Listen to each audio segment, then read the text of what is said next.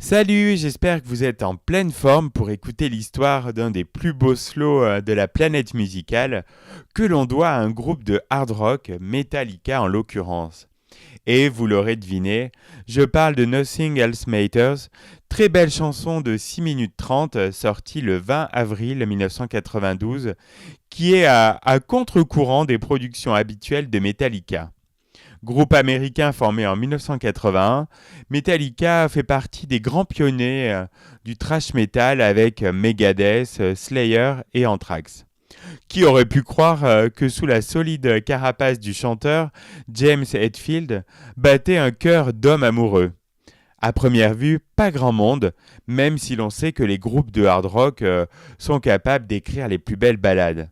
Mais quand même, James Hetfield, le chanteur et guitariste à moustache de camionneur de Metallica, l'un des groupes les plus durs du hard rock américain, on est loin de la comptine.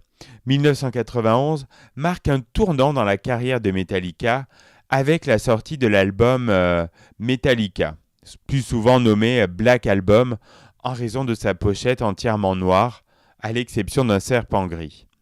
C'est un album différent, de rupture, qui repose sur des tempos plus lents et des structures musicales plus simples.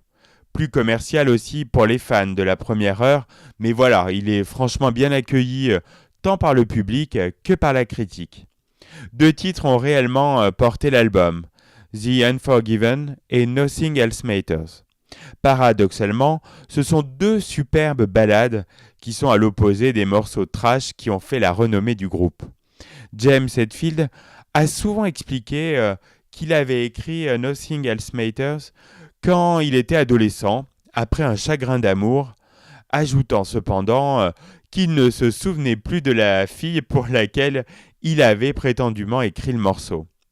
De chansons d'amour, Nothing Else Matters est plus tard, mais très vite, devenu pour James Hetfield et l'ensemble du groupe une chanson destinée à leurs fans, un hommage et une sorte de grand merci pour le soutien qu'ils apportent à Metallica.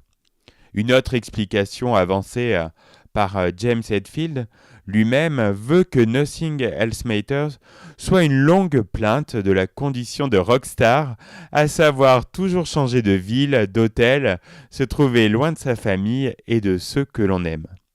La chanson est introduite par une longue sérénade à la guitare acoustique, empreinte de mélancolie, et restée dans les mémoires.